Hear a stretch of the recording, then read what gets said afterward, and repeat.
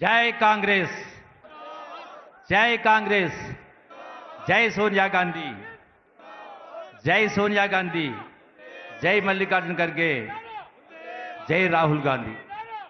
ఈనాటి సభకు విచ్చేసినటువంటి వేదికపై ఉన్నటువంటి పెద్దలందరికీ, గ్రామ నుంచి విచ్చేసినటువంటి గ్రామ ప్రతినిధులు, మండల ప్రతినిధులు, జిల్లా ప్రతినిధులు మీ అందరికీ కూడా హృదయపూర్వక నమస్కారం తెలియజేసుకుంటూ, ఈ రోజున ఇందిరమ్మ రాజ్యం ప్రజాప్రభుత్వం నడుస్తూ ఉంది.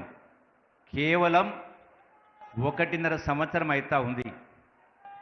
ఈనాడు ఈ ప్రభుత్వం సోనియా గాంధీ గారు, రాహుల్ గాంధీ గారు ఎన్నికల ముందు చెప్పిన ప్రకారం ఎన్ని ఇబ్బందులున్నా, ఎన్ని ఆర్థిక సమస్యలున్నా కూడా ఒక్కొక్కటిగా పూర్తి చేస్తూ ఉన్నాం. మీరందరూ కూడా సాక్షులు. ఈనాడు ఆర్టీసీ బస్ అయినా, రుణమాఫీ అయినా, 200 కరెంట్ అయినా, ఈనాడు ఇందిరమ్మ ఇళ్ళు 22,000 కోట్ల రూపాయలతో ఇందిరమ్మ ఇళ్ళు, 21 కోట్ల రూపాయలతోటి 21,000 కోట్ల రూపాయలతోటి రైతు రుణమాఫీ, అట్లాగే రైతాంగానికి 500 రూపాయలు సన్నవడ్లకు బోనస్, అంటే ఎకరానికి 10,000 రూపాయలు, 22 క్వింటాలు పండినా కూడా. అట్లాగే సన్న బియ్యం, అంటే ఇలా రకరకాల చెప్పిన ప్రతి ఒక్కటి చేస్తూ చెప్పని కార్యక్రమం చేస్తూ ఉన్నాం. ఇది ఎటువంటి పరిస్థితుల్లో మీకు లెక్క తెలియాల్సిన అవసరం ఉంది. ఎందుకంటే ఈ ప్రభుత్వం చేస్తున్నటువంటి సంక్షేమ అభివృద్ధి కార్యక్రమాలతో పాటుగా గత ప్రభుత్వ నిర్వాహకాన్ని కూడా, ఆర్థిక విధ్వంసాన్ని కూడా ఇంటింటికి తీసుకువెళ్లాల్సిన బాధ్యత మనమందరిపైన ఉంది.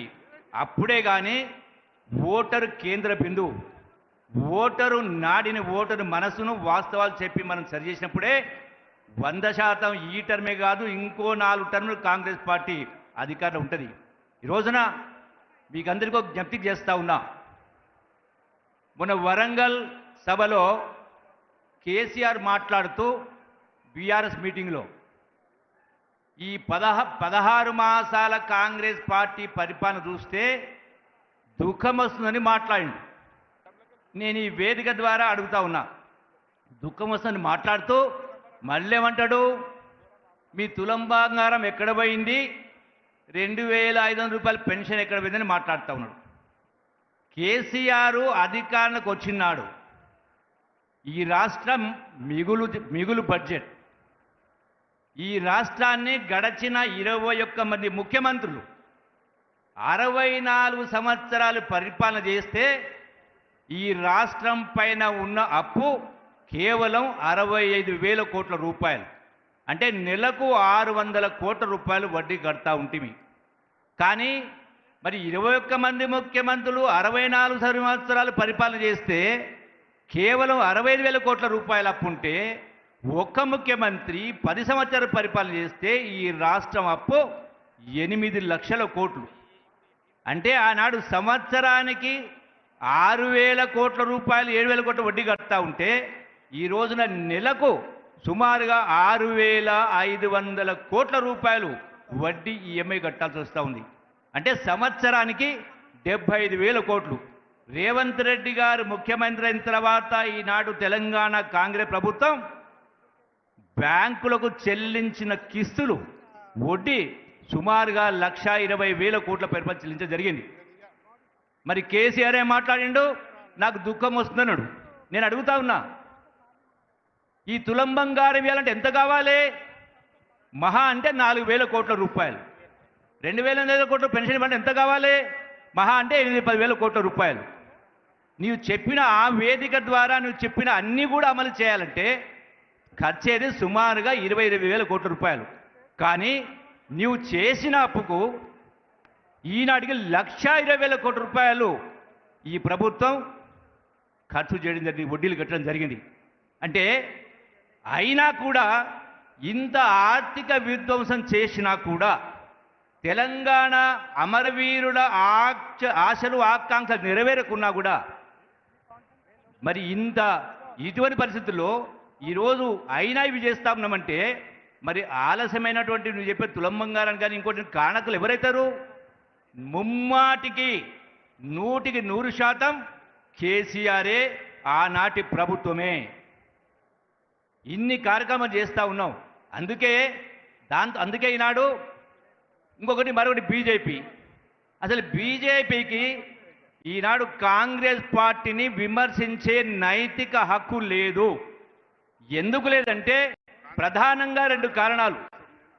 ఆనాడు భారతదేశంలో 3 రాష్ట్రాలు, కొత్త రాష్ట్రాలు ఏర్పాటు చేసిన సందర్భంలో తెలంగాణ రాష్ట్రం ఇంత పెద్ద ఎత్తున ఉద్యమం జరుగుతూ ఉన్నా, ఇన్ని వందల మంది ప్రాణత్యాగాలు చేసినా కూడా కేవలం రాజకీయ కారణంతో ఆనాడు తెలంగాణ రాష్ట్ర బిల్లును పార్లమెంట్లో ప్రవేశపెట్టలే. రాజకీయ కోణంలో, రాజకీయ కారణాలతోటి ఆనాడు ఉన్నటువంటి ఆంధ్ర పాలక నంబర్ కోసం.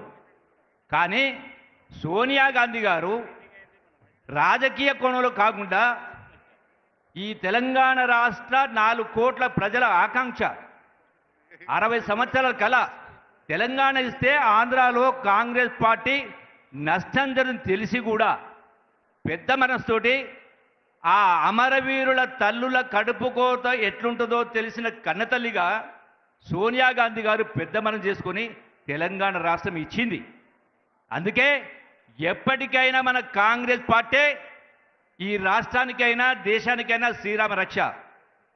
ఆ బాధ్యత కాపాడుకోవాల్సిన బాధ్యత మనందరిపైన ఉందని మీ అందరికీ సవినయంగా విజ్ఞప్తి చేస్తూ ఇలా మొసరి కన్నీరు గారుస్తూ ఉన్నారు. కృష్ణా జలాల గురించి, గోదావరి జలాల గురించి ఏం మాట్లాడండి కేసీఆర్? చాలా ప్రాజెక్టులకు సంబంధించి నేను కూర్చుని కట్టిస్తానడు. వెనకబడి జిల్లా పాలమూరు జిల్లా 10 సంవత్సరాలైంది, ఎందుకు పూర్తి కాలే? మరి 8 లక్షల కోట్లు అప్పు చేసి కూడా పోని నువ్వు చెప్పినవేమైనా అమలు చేసినవా? ఇన్ని లక్షల కోట్లు అప్పు చేసి కూడా 10 సంవత్సరాల కింద మీరు చెప్పినటువంటి దళితులకు 3 ఎకరాలు ఇచ్చిండ్రా? నిరుద్యోగ యువతకు 3,000 రూపాయలు ఇచ్చిండ్రా? డబుల్ బెడ్రూమ్లు కట్టించిండ్రా?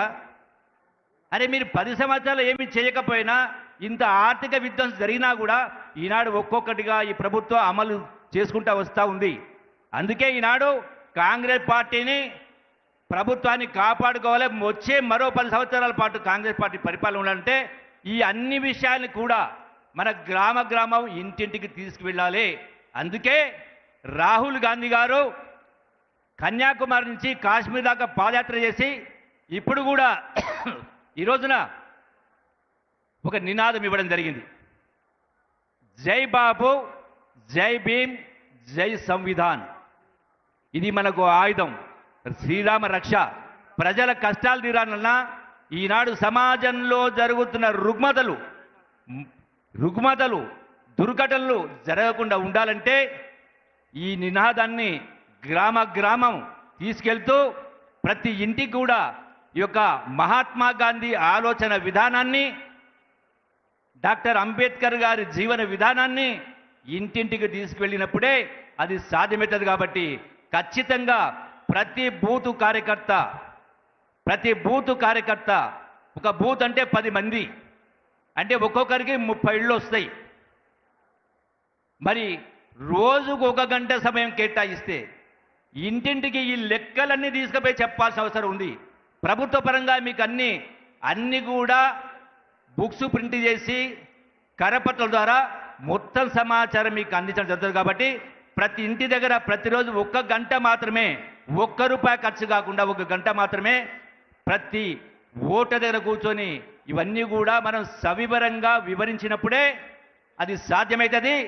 ఈరోజు మా అందరికీ పదవులు వచ్చినాయి కాబట్టి మరి మీకు కూడా పదవులు రావాలంటే ఖచ్చితంగా మీరందరూ కూడా పెద్ద మనం చేసుకుని ఈ యొక్క కాంగ్రెస్ వాదాన్ని, మహాత్మా గాంధీ యొక్క ఆలోచన విధానాన్ని పల్లె తీసుకోవాలని మీ అందరికీ సవినంగా విజ్ఞప్తి చేస్తూ సెలవు తీసుకుంటున్నా.